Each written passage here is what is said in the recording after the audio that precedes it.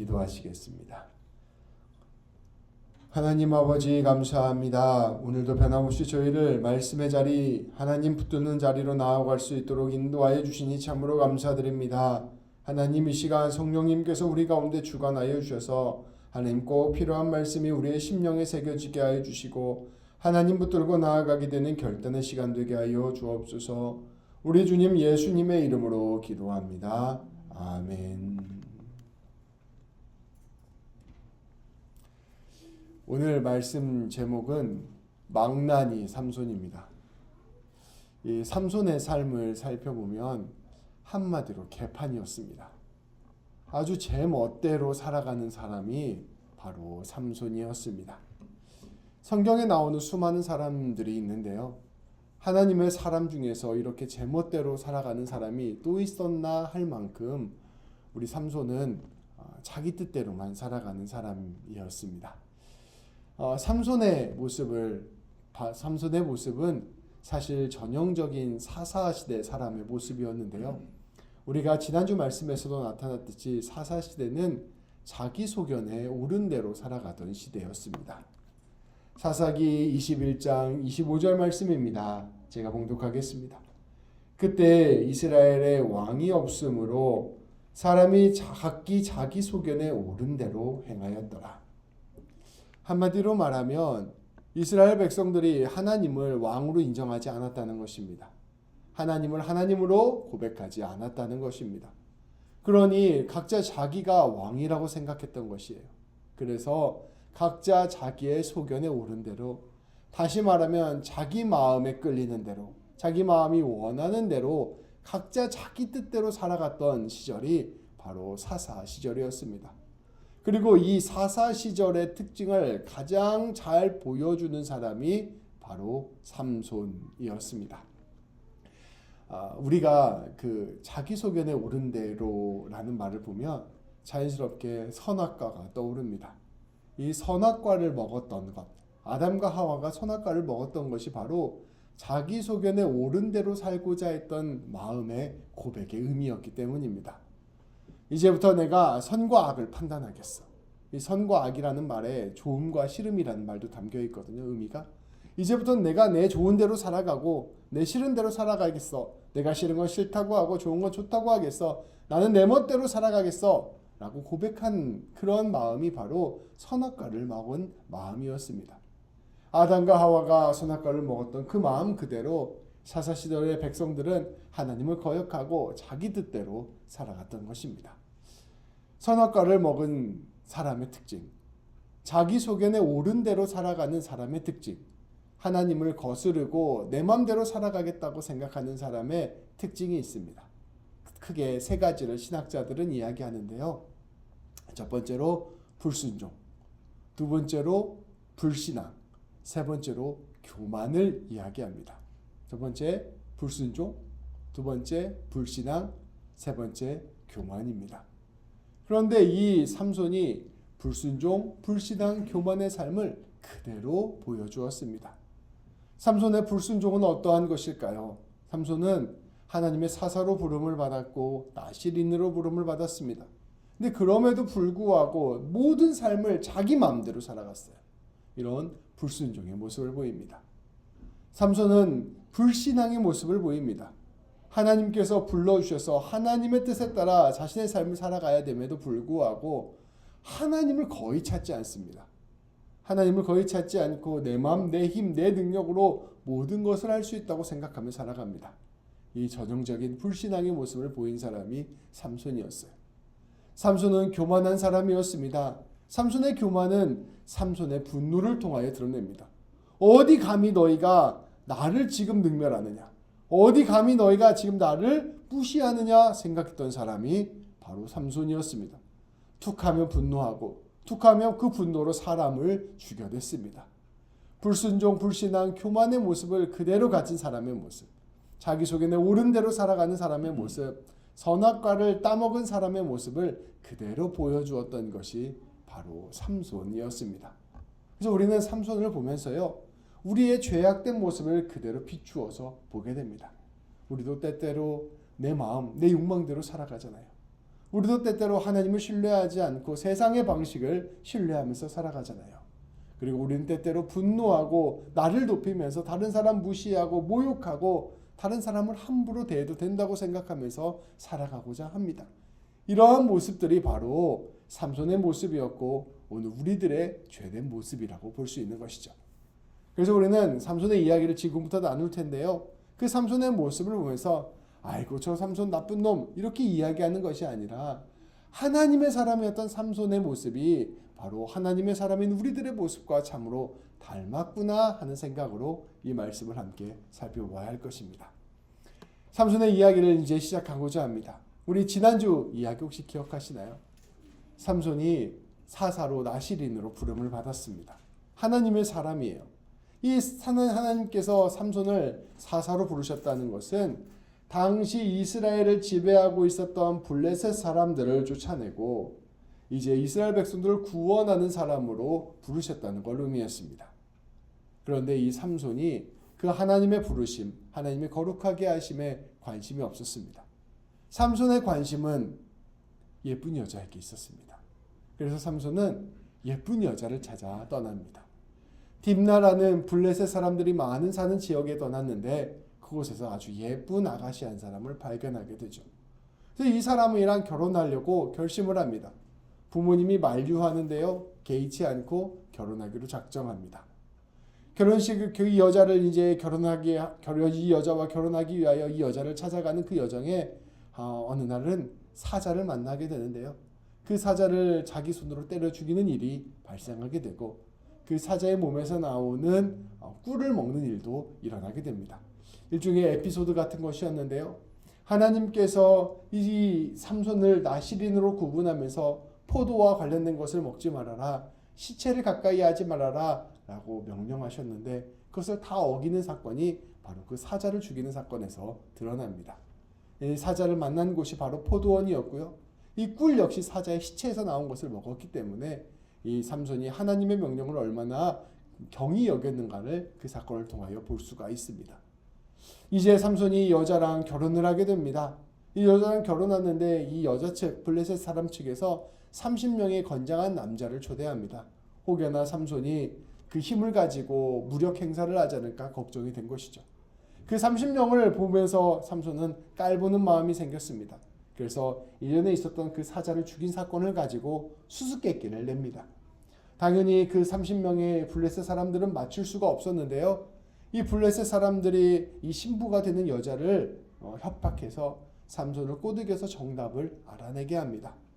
삼손은 그 블레셋 사람들이 수수께끼 정답을 맞춘 것이 너무나 억울해서 크게 분노하였고요. 그 다른 동네 아스글론이라는 동네에 가서 사람을 30명이나 죽이고 그 사람들의 옷을 뺏어서 내기에 진 것을 갚아주었습니다. 이제 그게 지난주에 있었던 말씀이에요.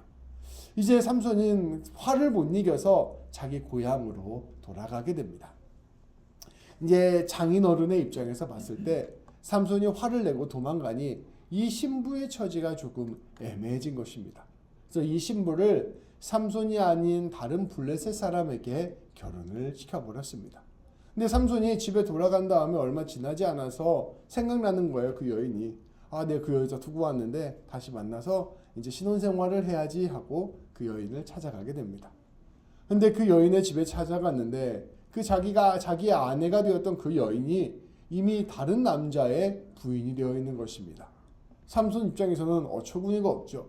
근데 신랑이 그 부인의 아버지 되시는 장인이 삼손을 찾아와서 이야기합니다. 네가 지금 화를 내고 떠났기 때문에 이 신부를 싫어하는 줄 알았다.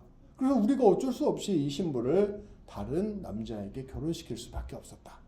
그런데 이 신부보다 더 이쁜 여자가 있다. 바로 이 신부 동생이다. 이 동생이랑 결혼하면 좋지 않겠니? 하면서 일종의 제안을 합니다. 삼손이 그 제안을 받아들였을까요? 받아들이지 않고 크게 분노하면서 그것에 대한 복수를 시작합니다. 나가서 여우를 300마리를 잡아와요. 이 300마리 여우를 잡아와서 그 300마리 여우 꼬리를 하나씩 묶습니다. 한 쌍씩 꼬리를 묶어요. 그러니까 두 마리가 한 마리가 되는 거죠. 그러니까 얼마나 이게 둘이 불편하겠어요. 거기 끝에다가 꼬리 끝에다가 나무 횃불을 꽂아놓고 그 끝에 불을 붙입니다. 이제 그러니 이 여우들이 꼬리가 뜨겁고 묶여있고 답답하니까 날뛰기 시작합니다. 그 불을 붙이고 날뛰는 여우를 블레셋 사람들 사는 곳으로 보내버린 거예요. 오늘 말씀해 보면 곡식, 포도원, 올리브 농장 이런 데로 다 보내버리고 그것 때문에 전부 다 블레셋 사람들이 쌓아놓은 곡식들이랑 포도원들이 다 불타버리고 맙니다. 블레셋 사람들은 이 상황 속에서 크게 당연히 격분했을 것입니다. 이거는 우리랑 상관없는 일이잖아요. 블레셋과 그 아내에 관련된 일인데 지금 저 사람 때문에 이 삼손 때문에 우리 농장들이 다 타버리게 되니 그것 때문에 굉장히 분노하게 된 것입니다. 근데 블레셋 사람들이 어떻게 했을까요? 복수를 합니다. 어떻게 복수를 하냐면요. 그 신부, 삼손의 신부가 되었던 여자랑 그 신부가 되었던 여자의 아버지랑 찾아가서 불태워서 죽여버립니다. 그러니까 아주 잔인한 복수가 시작된 것이죠. 삼손은 그것을 보고 또 다시 한번 격분합니다. 그래서 이번에는 이 보복을 선언하고 블레셋 사람들을 보이는 대로 마구 때려 죽여버렸습니다. 이 서로 간의 보복을 통해서 엄청난 사람들이 희생이 되게 된 것이죠. 그렇게 많은 사람이 죽고 난 다음에 삼손은 에담 동굴이라는 곳에 가서 이제 휴식을 취하게 되었습니다. 그러자 블레셋 사람들이 다시 격분합니다. 블레셋 사람들이 이제 복수를 또 시작하게 된 것이죠. 이번에는 정식으로 군대를 다 모집합니다. 군대를 모집해서 유다 사람들이 살고 있는 지방을 공격해 들어가요. 공격하면서 이렇게 이야기하는 것입니다. 너희 삼손 당장 내놓지 않으면 너희가 살고 있는 이 지역을 다 쓸어버리겠다. 우리가 너희를 다 보복할 테니 당장 삼손을 끌어와라. 유다 사람들은 당시 블레셋 사람들의 지배를 받고 있었습니다. 그러니까 이미 블레셋 사람들의 그 군사력이 압도당한 상태였어요. 그런데 블레셋 사람들이 다시 군대를 이끌고 쳐들어오니 얼마나 무서웠겠어요. 발발 떨면서 대책을 마련하기 시작합니다. 삼손이 문제이니 삼손을 찾아가자. 그래서 유다 사람들이 3,000명이나 모여서 삼손을 찾아갑니다. 삼손을 찾아가서 삼손에게 얘기하는 거예요. 야, 블레셋 군대가 엄청나게 쳐들어왔어. 너 왜 그랬어? 그러니까 이 삼손이 얘기하는 것입니다. 아니, 내가 당한 대로 갚아줬을 뿐이야. 야, 그런데 우리가 지금 다 망하게 생겼어. 그 사람들이 너 잡아오래. 어떻게 하면 좋을까? 우리랑 같이 가자. 이렇게 이야기하는 겁니다. 그러니까 삼손이 너희가 나를 죽이지 않는다는 약속만 해주면 내가 따라갈게 라고 응답합니다. 그래서 유다 사람들이 이 새로운 노끈 2개로 삼손을 이렇게 묶고요. 이 블레셋 사람 쪽으로 끌고 가게 됩니다. 이 레이라는 곳에서 전쟁이 일어나게 됐는데요. 블레셋 사람 진영 앞으로 이제 삼손이 끌려 나오게 되는 것이죠. 삼손이 끌려 나오자 블레셋 사람들은 복수의 기회라고 생각합니다. 그래서 군대가 소리를 지르면서 삼손에게 점점 다가갑니다. 삼손을 잡아서 죽일 생각에 잡아가는 것이죠. 그런데 이 블레셋 사람들이 다가오자 삼손은 그 자리에서 하나님의 영에 사로잡혀서 끈을 끊어버립니다. 이 끈 같은 건 애초부터 삼손을 묶을 수 있는 끈이 아니었어요. 끈을 끊고 그 주변을 살펴보니 낙타의 턱뼈가 있었습니다. 그 턱뼈를 들고 당나귀 턱뼈가 있었습니다. 그 턱뼈를 들고 그 자리에서 그 턱뼈로 블레셋 사람 1,000명을 때려 죽이는 일이 일어나게 됩니다. 그래서 그 턱뼈로 때려 죽인 사람을 다 쌓아놓고 그곳을 이제 턱뼈의 언덕이라고 부르게 되었다 말씀을 전하고 있습니다. 이제 1,000명이나 죽이고 나니까 그때서야 좀 지친 거예요. 그래서 하나님, 내가 너무 지쳐서 이제 너무 목이 마릅니다. 하나님, 저에게 물 좀 주십시오 라고 했더니 그때 하나님께서 우물을 터뜨려 주셨고 그 우물의 이름이 에낙고레라고 말씀은 전하고 있습니다. 그러니까 오늘 말씀을 한마디로 이야기하면 삼손은 여자가 참 좋았던 사람입니다. 근데 그 여자 때문에 문제가 생겨서 여자 때문에 분노하게 되고 여자 때문에 분노해서 블레셋 사람을 죽이게 되고 블레셋 사람들은 그것 때문에 삼손에게 보복하려고 하고 그 보복에 맞서서 삼손은 다시 블레셋 사람들에게 보복하는 치정에 관한 폭력 사건이 바로 삼손 이야기의 핵심적인 이야기입니다. 사실 이야기를 살펴보면요, 삼손이 하나님께 의지하는 장면도 안 나오고요, 삼손이 하나님께 묻는 장면도 나오지 않습니다. 그저 삼손은 분노하고 때려 죽이고 없애는 일들만 계속해서 하는 것이 바로 이 사사기 말씀의 내용이죠. 그런데 우리 놀라운 것은 이러한 삼손의 폭력, 이러한 삼손의 복수가 놀랍게도 큰 틀에서 보면 하나님의 구원의 역사가 이루어지는 장면으로 보인다는 것입니다. 이것을 잘 설명해 주는 말씀이 사사기 14장 4절 말씀입니다. 이 뜻을 아주 잘 설명하기 위해서 공동번역이 잘 설명하고 있어서요. 이것을 제가 가져왔습니다. 제가 봉독하겠습니다. 그러나 그의 부모는 이 일이 모두 야훼께서, 야훼는 여호와입니다. 야훼께서 하시는 일인 줄 몰랐다. 그때는 블레셋 사람들이 이스라엘을 지배하던 때였기에 야훼께서 블레셋 사람들을 칠 구실을 마련하시려는 것이었다. 아멘. 오늘 말씀을 보면 다 사람이 하는 일이에요. 특히 삼손이 하는 일입니다. 삼손은 분노하고 복수하고 때려 죽이고 이런 일들을 계속해서 하는데요. 그 일들을 가까이서 들여다보면 그냥 삼손이 자기 혼자 화내서 자기 혼자 분노해서 자기 마음대로 사람을 죽이는 일에 불과한 것처럼 느껴지게 돼요. 그런데 사사기 전체의 역사에서 살펴보면 이 일이 하나님의 구원 사건이라는 것을 알 수 있습니다. 이스라엘이 블레셋 군대의 지배를 받고 있었어요.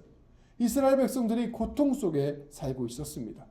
그런데 앞선 이야기들에서는, 앞선 사사기의 이야기들에서는 이스라엘 백성들이 그렇게 고통을 당하고 어려움을 당하면 하나님께 회개하고 하나님께 도움을 구했습니다. 그런데 이 블레셋이 지배하던 이 시대, 삼손이 있던 이 시대에는 너무나 영적으로 타락해서 하나님께 간구하지도 않고 기도하지도 않고 회개하지도 않는 것입니다. 하나님 도와달라고 이야기하지 않는 거예요. 심지어 사사로 뽑힌 이 삼손마저도 타락해서 하나님의 부르심에 응답하지 않고 하나님의 말씀에 반응하지 않는 시대였습니다. 그러니 이 구원의 역사가 일어날 방법이 없어 보이는 거예요. 그런데 놀랍게도 우리 하나님께서는 그 못된 삼손, 그 망나니 같은 삼손의 그 모든 일들을 통하여 놀랍게 당신의 일들을 이루시고 계시는 것이었습니다. 가까이에서 보면 삼손이 하는 일이었지만 멀리서 보면 다 하나님께서 이끄시는 것이라는 것을 느끼게 되는 것입니다. 삼손을 통하여 블레셋 사람들을 쳤고 삼손을 통하여 블레셋 군대를 물리쳐서 이스라엘 백성들의 구원을 이루시는 역사를 보여주신 것입니다. 하나님께서는 분명하게 일하고 계시다는 것을 역사를 통하여 우리는 눈치챌 수 있게 되는 것입니다. 성도 여러분, 이것이 바로 우리 하나님이 일하시는 방식입니다. 때로는 우리가 무지하고 때로는 우리가 죄악 가운데 살아가고 때로는 우리가 하나님의 뜻을 거슬려서 살아감에도 불구하고 우리 하나님께서는 우리 가운데 역사하시고 일하시고 계십니다. 때로는 우리가 불순종하여 내 마음대로 살아갈 때도 있고 때로는 우리가 불신앙하여 하나님을 전혀 신뢰하지 못하고 내가 원하는 것만을 붙들고 살아갈 때가 있으며 때로는 교만해서 하나님이 아니라 내가 하나님인 것처럼 여기며 멋대로 살아갈 때가 있는데 우리 하나님께서는 그러한 삶 가운데서도 우리에게 동일하게 일하여 주셔서 놀랍게 하나님의 구원을 이루어 주신다는 것을 오늘 말씀을 통하여 함께 우리는 볼 수 있다는 것입니다. 성도 여러분, 이 말씀을 통하여 우리는 우리의 지난 인생을 되돌아볼 수 있습니다. 우리의 삶 가운데 우리가 받은 복들을 한번 생각해 보십시오. 우리의 모든 삶에 고난과 어려움과 아픔도 있었지만 조금 더 깊숙이 들어가 보면 우리 하나님께서 우리에게 주신 복이 얼마나 많은지 우리는 모릅니다. 우리 하나님께서 우리를 이 세상 가운데 태어나게 하시고 하나님께서 우리를 지금껏 인도하여 주시고 하나님께서 좋은 사람, 좋은 공동체를 우리에게 허락하여 주시고 무엇보다 우리 하나님께서 우리를 하나님 믿는 백성으로 불러주신 것이 바로 우리 하나님의 은혜입니다. 그런데 우리 하나님께서 우리에게 인도하여 주시고 이끌어 주시고 구원하여 주시고 당신의 백성을 삼아 주셨을 때 우리의 모습을 생각해 보면 우리의 모습이 그렇게 완벽하지 않다는 것을 우리는 알 수가 있습니다. 우리의 삶에 실수가 많았고 죄악이 많았고 연약함이 많았고 무너짐이 많았음에도 불구하고 우리 하나님께서는 그래 우리의 그 부족하고 연약한 모든 조각조각들을 다 합하여 주셔서 가장 선한 하나님의 뜻, 하나님의 놀라운 인도하심과 역사하심과 구원하심을 우리에게 선물로 주신 것이 바로 우리의 삶의 역사라는 것입니다. 그래서 믿음을 가진 사람은, 하나님을 믿게 되고 하나님을 알게 된 사람은 그 우리의 인생의 표면뿐만 아니라 우리의 인생의 이면에 있는, 우리의 인생의 가장 깊은 차원에 있는 하나님의 인도하심과 역사하심과 구원하심을 눈치채게 되고, 그 하나님이 지금도 나를 붙들고 계심을 우리는 깨닫게 된다는 것입니다. 그렇다면 우리 하나님께서 부족하고 연약한 우리들, 죄악 가운데 살아가던 우리들, 삼손과 같은 우리들을 왜 불러주시고 은혜를 주시고 하나님의 자녀로 삼아주셨을까요? 그것은 바로 하나님의 사랑이 있었기 때문입니다. 하나님의 조건 없는 사랑이 우리를 붙들고 있기 때문입니다. 그리고 우리 하나님께서는 놀랍게도 그 사랑 안에서 우리를 지금도 기다리고 계신다는 것입니다. 오늘 말씀을 보면 삼손은 처음부터 끝까지 망나니처럼 살고 있어요. 그리고 이스라엘 백성들 역시 전혀 하나님을 찾지 않습니다. 블레셋 군대가 쳐들어왔고 사사인 삼손을 내달라고 하는데, 그때 정상적인 이스라엘 백성들이라면 어떻게 했어야 돼요? 당연히 하나님께 기도를 해야 됩니다. 하나님, 블레셋 사람들이 쳐들어왔습니다. 하나님이 세우신 사사를 지금 내달라고 합니다. 하나님, 우리가 지금 어떻게 해야 될까요? 하나님, 우리를 도와주십시오 하며 기도하며 하나님이 주시는 전쟁의 승리를 구해야 했을 것입니다. 그런데 이스라엘 백성들은 전혀 그러지 않아요. 그냥 이 위기를 극복하기 위하여 삼손을 찾아왔고, 그저 삼손을 줄로 묶어서 이 하나님이 세운 사사를 블레셋 사람들에게 바치는 일들을 합니다. 얼마나 하나님에 대해서 무감각한지, 얼마나 하나님에 대해서 알지 못하는지를 보여주는 대표적인 장면입니다. 이스라엘 백성들도 삼손도 전혀 하나님과 동행하고 하나님과 교제하는 삶을 살지 않았습니다. 그럼에도 불구하고 왜 하나님께서 삼손을 통하여 블레셋 사람들을 쫓아내 주시고, 왜 하나님께서 이 삼손을 통하여 하나님의 구원의 역사를 이루시고 있었던 것일까요? 하나님께서 이스라엘 백성들을 여전히 사랑하고 계시고, 여전히 귀하게 여기고 계시고, 무엇보다 여전히 하나님의 백성으로 돌아오기를 기다리고 계셨기 때문입니다.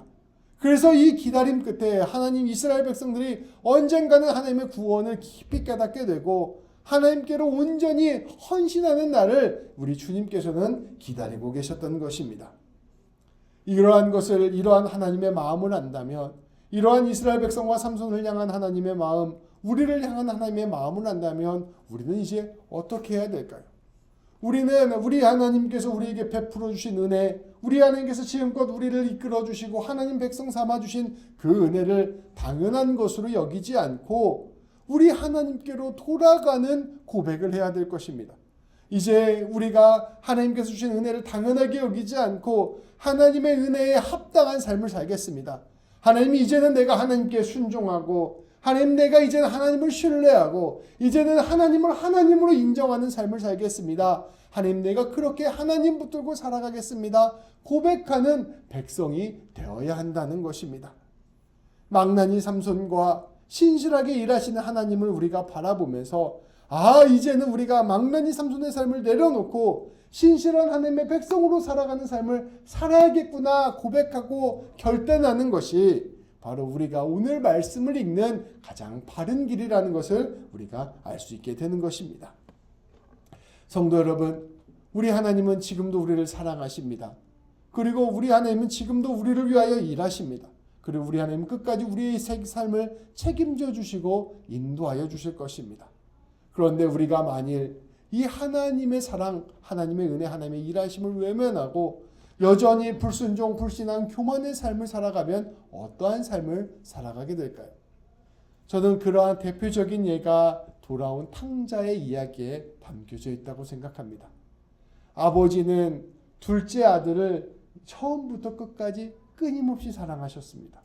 그리고 그 아버지는 그 탕자를 계속해서 용납하여 주시고 기다려 주시고 품고 있었습니다.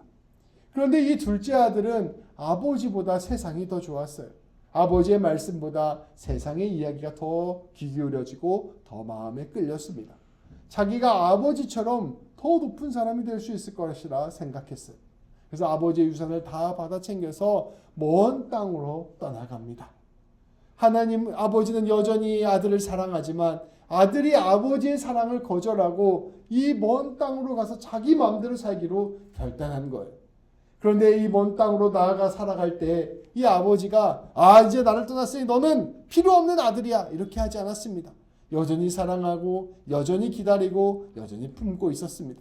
그런데 그 아버지로부터 멀리 떨어진 아들은 그 머나먼 땅에서 아버지 없음으로 말미암아 비참하고 힘든 삶을 살아야만 했습니다. 결국 그 돼지가 먹는 추업 열매를 먹으며 노예와 같은 삶으로 떨어진 것이 바로 둘째 아들 탕자의 삶이었습니다. 그런데 이 탕자의 삶과 삼손의 삶이 매우 닮아 있습니다. 하나님께서 세우신 사사였습니다.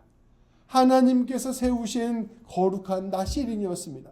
얼마든지 하나님과 교제하고 얼마든지 하나님과 함께하고 얼마든지 하나님의 영으로 살아갈 수 있는 사람이었습니다. 근데 이 삼손의 관심은 오직 예쁜 여자, 오직 자기의 욕망, 오직 자기의 교만한 마음, 여기에 마음이 쏠려 있으니 삼손의 삶은 아주 비참하고 어려운 삶이 되는 거예요. 끊임없이 복수와 보복의 굴레에 매여서 분노하고 사람을 죽이고 그 가운데 지쳐서 쓰러지고 이러한 삶만을 계속해서 반복하는, 자기가 하는 이 일이 이스라엘을 구원하는 일이라는 것을 깨닫지 못하고 그저 분노와 미움으로 사람을 죽이는 일로만 그 일에 떨어지게 되는 비참한 삶을 삼손은 살게 된 것입니다. 여전히 하나님이 함께하고 계시고 여전히 하나님이 도와주고 계시고 여전히 하나님의 은혜 안에 있는 삶이었지만 정작 삼손은 그 은혜를 하나도 누리지 못하고 비참함 가운데 살아가는 삶을 살았다는 것입니다. 우리가 불순종하고 불신앙에 살아가고 교만 가운데 살아가면 어떠한 삶이 펼쳐지게 될까요? 바로 이 탕자와 같은 삶, 이 삼손과 같은 삶이 펼쳐집니다. 우리가 하나님을 불신앙한다고 해서, 불순종한다고 해서, 우리가 하나님 앞에서 교만한다고 해서 하나님이 바로 막 심판의 막대기로 우리를 때리고 우리를 멸망케 하시는 것이 아닙니다.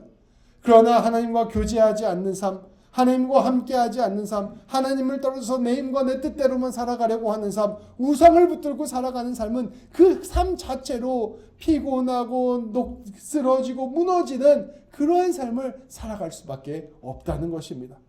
하나님을 신뢰하지 않으니 늘 두려움과 불안이 우리의 마음을 사로잡습니다. 하나님께 순종하지 않으니 내 안에 사랑이 없고 다툼과 미움과 갈등만이 내 삶을 가득 채웁니다. 내 안에 교만이 가득하니 늘 다른 사람을 미워하고 무시하게 되고 그러한 삶 가운데 어떠한 평안함도 누리지 못하고 기쁨도 누리지 못하는 삶을 살게 됩니다.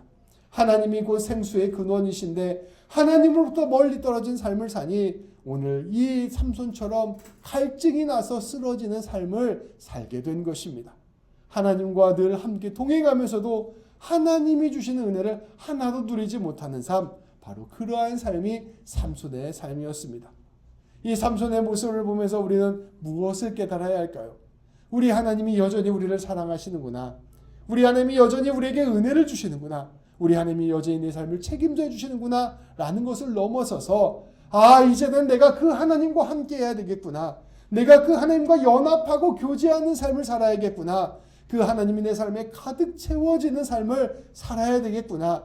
이것이 바로 우리 하나님께 주시는 가장 큰 은혜요, 가장 큰 복이구나 라는 것을 고백하게 되어야 한다는 것입니다. 성도 여러분, 우리 하나님의 목적은 바로 우리 성도님들 한 분 한 분입니다. 우리 하나님께서 우리 성도님들 삶 가운데 은혜를 주시고 구원을 주시고 지금까지 인도하여 주시고 책임져 주시는 것은 우리 성도님들 한 분 한 분을 하나님 안으로 끌어당기기 위한 하나님의 놀라운 일하심의 결과입니다. 우리 하나님께서는 우리 성도님들을 통하여 귀한 일들을 하시기도 원하시지만 그 이전에 성도님들 한 분 한 분을 깊이 만나기를 원하시고 하나님과 교제하는 삶을 살기를 원하십니다. 그러니 우리의 삶에서 우리 주님께서 우리에게 은혜를 주실 것을 사모하면서 매달리는 것이 아니라 하나님 그분 자체가 오직 하나님 그분 자체가 곧 은혜라는 것을 깨닫고 하나님과 교제하는 삶을 살기 위해서 우리의 삶을 내어드려야 한다는 것입니다. 만약에 삼손이 하나님과 깊은 교제를 나누었으면 어떠한 삶을 살았을까요? 저는 만약에 삼손이 자기만 생각하지 않고 하나님과 깊은 교제를 나누면서 하나님과 더불어 살았더라면 이러한 고백을 했으리라 생각합니다. 시편 23편 말씀입니다. 우리 하나님과 동행하는 삶, 우리 하나님과 함께하는 삶, 우리 하나님으로 가득 채워진 삶은 이러한 고백을 하는 삶입니다. 우리 한 절씩 교독하도록 하겠습니다. 여호와는 나의 목자시니 내게 부족함이 없으리로다.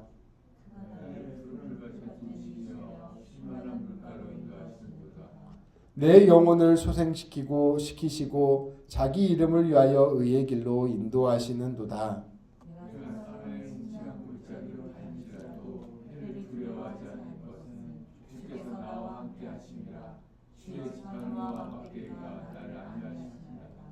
주께서 내 원수의 목전에서 내게 상을 차려주시고 기름을 내 머리에 부으셨으니 내 잔이 넘치나이다.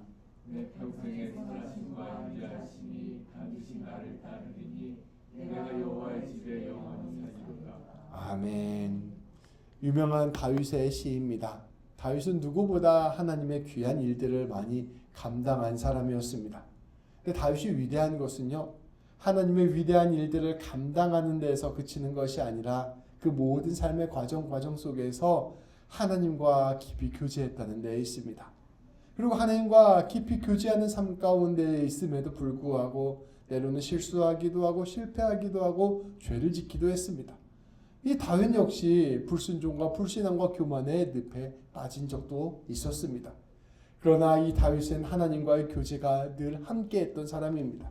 하나님과 늘 함께하면서 하나님이 주시는 기쁨, 하나님이 주시는 평강, 하나님이 주시는 감사가 이 마음 가운데 용솟음 쳤던 사람입니다. 그래서 다윗은요, 삼손과는 달리 온 한평생 하나님과 깊은 교제를 하면서 하나님의 그 아름다움과 그 하나님의 영광을 누리며 살아갔던 것입니다. 우리가 한평생 살아갈 때 가장 얻을 수 있는 놀라운 복, 가장 놀라운 은혜가 바로 이 하나님과 교제하는 은혜입니다. 우리 귀한 성도 여러분, 이 놀라운 하나님의 부르심에 응답하게 되기를 소망합니다. 우리가 부족하고 연약함에도 불구하고 우리 하나님께서 일하여 주셨던 것은요, 그 모든 것들을 통하여 결국 나와 교제하자 말씀하시는 하나님의 뜻이 있었기 때문입니다. 우리가 하나님과 교제가 없으면 앞으로 주님의 일을 아무리 많이 이룬다고 하더라도 그 일은 거칠은 광야와 같은 일이 될 것입니다. 그런데 우리가 주님과 교제하게 된다면 우리의 모든 인생은 하나님과 더불어 가장 큰 기쁨과 평강과 은혜가 넘치는 소중한 삶이 될 것입니다. 내 삶 가운데서 내가 하나님과 교제해야겠다. 하나님의 은혜를 더 사모해야 되겠다. 하나님과 함께 더 기도해야 되겠다. 말씀 안에서 하나님의 마음을 구해야 되겠다. 하나님 손을 꼭 붙잡아야 되겠다. 결단하는 우리 모든 성도님들 되시기를 우리 주님의 이름으로 축복합니다. 기도하시겠습니다. 하나님, 삼손은 하나님의 놀라운 일들을 감당했던 사람이었지만 하나님과의 교제가 하나도 없어서 결국 목마른 삶, 지친 삶, 분노로 가득 찬 삶, 모든 삶 가운데 무너지는 삶을 살아갔음을 우리가 함께 보았습니다. 하나님께서 놀랍게 일하여 주시고 붙잡아 주시고 이 아버지 함께하여 주셨음에도 불구하고 삼손은 그 놀라운 은혜를 하나도 누리지 못하고 결국 자기의 마음과 자기의 생각과 자기의 뜻에 갇혀서 아버지 고된 삶을 살았음을 우리가 말씀을 통하여 함께 보았습니다. 아버지, 그럼에도 불구하고 우리 하나님께서 계속해서 삼손을 기다려 주시고 이스라엘 백성들을 기다려 주시고 하나님의 은혜를 간절히 구하는 것을 구할 때까지 기다려 주시는 것을 우리가 함께 말씀을 통하여 함께 보았습니다. 하나님, 우리 귀한 모든 성도님들 놀랍게도 하나님 붙들고 나아가는 성도님들 될 수 있도록 인도하여 주옵소서. 하나님의 은혜 가운데 나아가는 성도님들 되게 하여 주옵소서. 그 놀랍게 하나님 구하고 은혜를 구하는 것이 다름 아니라 하나님과의 깊은 교제라는 것을 우리가 깨닫게 하여 주시고 하나님과 깊이 교제하면서 하나님과 함께 연합하여 살아가는 우리 모든 성도님들 될 수 있도록 인도하여 주옵소서. 우리 주님 예수님의 이름으로 기도합니다. 아멘.